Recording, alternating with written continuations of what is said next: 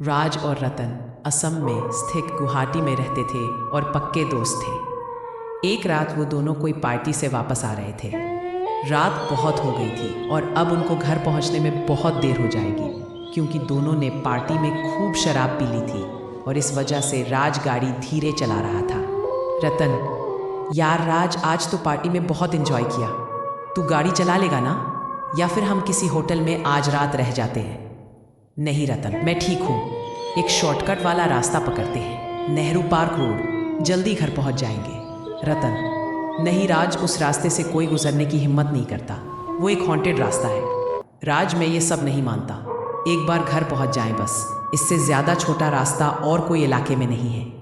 रतन ने राज को बहुत समझाया। राज एक नास्तिक था।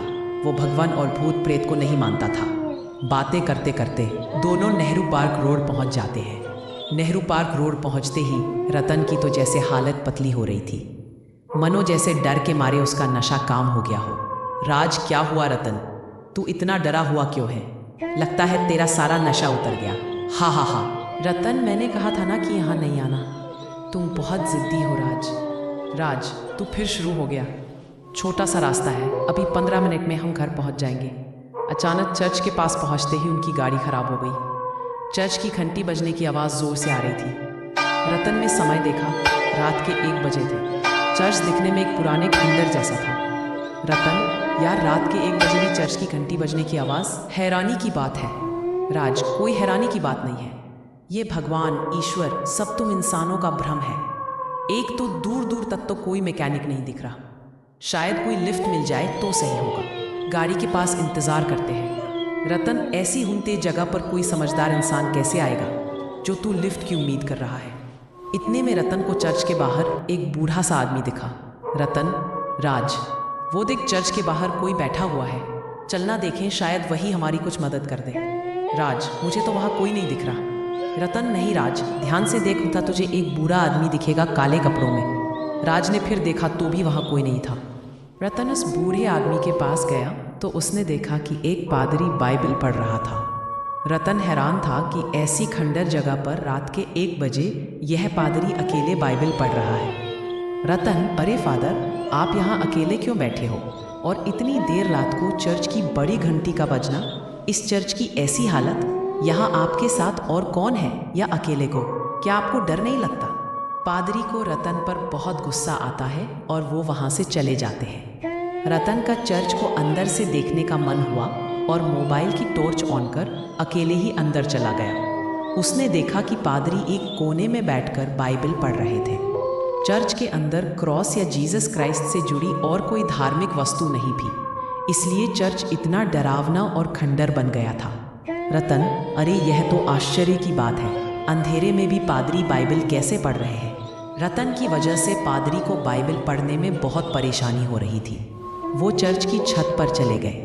रतन भी अपनी मोबाइल लाइट से पूरा चर्च अंदर से देख रहा था और फिर देखते देखते वो छत पर भी पहुंच गया। रतन उस छत की चर्च बेल के पास पहुंचा और उसे बजाने की कोशिश करने लगा। तभी उसे ठोकर लगती है और वो बेल की रस्सी पे जा गिरा। रस्सी रतन की गर्दन पे फंस गई। पास खड़े पादरी से रतन मदद मांग रहा था, पर पादरी उसे गुस्से से घूरे जा रहा था। रतन, बचाओ बचाओ, राज मुझे बचाओ। इतने में पादरी रतन को जोर से धक्का देता है और रतन को चर्च बेल से फांसी लग जाती है। घंटी पे लटकने से रतन दम तोड़ देता है। वहाँ राज भी रतन को ढूंढ रहा था। चर्च के चारों तरफ ढूंढने के बावजूद रतन नहीं मिला। रतन का फोन भी नहीं लग रहा था। चर्च की छत की घंटी जोर से बजने लगी और तब राज का ध्यान चर्च की छत पर गया तो अपने दोस्त रतन की लाश उसी घंटी पर लटकती हुई पाई। रतन की रहस्यमयी मौत को देख राज के पैरों तले जमीन खसक गई और वो खुद को रतन की मौत का जिम्मेदार समझने लगा। राज ने देखा कि रतन की लाश के पास बाइबल पढ़ने की आवाज आ रही थी। इतने में राज को रतन का कॉल आया। राज, रतन, तू, तेरा कॉल? ये सब क्या है? कॉल? राज मुझे बचाओ, राज मुझे बचाओ। राज को कुछ समझ नहीं आ रहा था कि ऊपर रतन की लाश और अब उसका कॉल, साथ में उसकी लाश के पास बाइबल पढ़ने की आवाज़। राज चर्च की छत पे जाने लगा और इतने में एक ट्रक के गुजरने की आवाज़ आई। राज ने उस ट्रक को रोका। राज, सुनिए भाई साहब, प्लीज़ मेरी मदद करो। मेरे दोस्त की लाश वहाँ चर्च के ऊपर लटकी हुई है। ट्रक ड्राइवर, अरे साहब आप यहाँ कैसे फंस गए? चलिए यहाँ से, यहाँ बहुत खतरा है। राज, क्या बकवास कर रहे हो? इंसानियत के नाते तो मदद करो। ट्रक ड्राइवर, अगर मैंने आपकी मदद की तो हमारी मदद करने कोई नहीं आएगा। मैं अभी भी कह रहा हूँ, चलिए मेरे साथ। राज हार कर उस ट्रक में बैठ जाता है। ट्रक ड्राइवर दिखने में 50 साल का गांव का रहने वाला लग रहा था और शरीर से काफ़ी तंदुरुस्त था। राज के मन में रतन की मौत का मंजर घूम रहा था। अब राज पूरी तरह से डरा हुआ था। ट्रक ड्राइवर, साहब आप यहाँ कैसे आए? क्या आपको इस जगह के बारे में कुछ नहीं पता? आपके दोस्त की मौत कैसे हुई?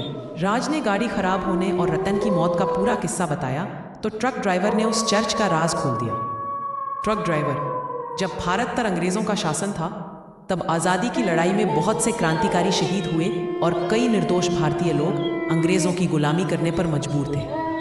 इस पर चर्च के एक प्रसिद्ध ब्रिटिश पादरी विल्सन अंग्रेज़ों की तानाशाही के खिलाफ थे और हमेशा भारतीय लोगों के पक्ष में रहे। यह देख ब्रिटिश सरकार को पादरी विल्सन पर शक हुआ कि वो भारतीय लोगों की सहायता कर रहे हैं। इस बात से नाराज़ होकर एक दिन ब्रिटिश सरकार के एक अधिकारी ने पादरी विल्सन के गले में रस्सी बांधकर उन्हें चर्च के छत पर तंगी बड़ी घंटी पर लटका दिया। पादरी विल्सन ने अंग्रेज सरकार को पतन का अभिशाप दिया। पादरी विल्सन ने तड़पते हुए दम तोड़ दिया और उस चर्च को अंग्रेज सरकार ने खाली करवा दिया। पादरी विल्सन की आत्मा उसी चर्च में आज भी भटक रही है और रोज आधी रात को चर्च की बड़ी घंटी बजने और बाइबल पढ़ने की आवाज आती है। कोई भी उस चर्च के रास्ते से गुजरने की हिम्मत नहीं करता। राज, लेकिन तुम कैसे आए यहाँ? तुम्हें डर नहीं लगा? ट्रक ड्राइवर बात करने की कोशिश की तो ऐसी पुरानी जिद्दी आत्माएं किसी की भी मौजूदगी पसंद नहीं करती, क्योंकि उस जगह पर सिर्फ अपना कब्जा समझती हैं और कभी छोड़ के कहीं नहीं जाती। आपके दोस्त को भी पादरी ने ही मारा, ऊपर से आप दोनों ने शराब पी रखी थी।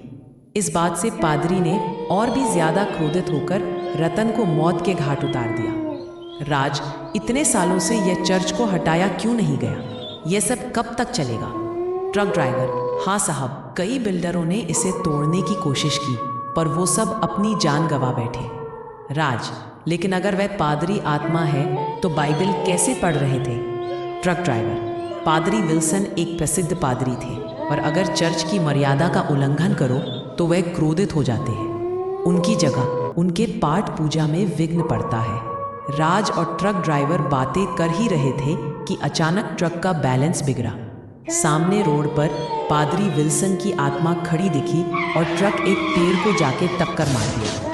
ट्रक ड्राइवर ने धीमी आवाज में हनुमान चालीसा लगा रखा था, शायद इसीलिए दोनों की जान बच गई। उस दिन के बाद राज को भगवान पर विश्वास हो गया, मगर रतन की मौत और चर्च को याद कर आज भी उसकी रूह कांप उठती है।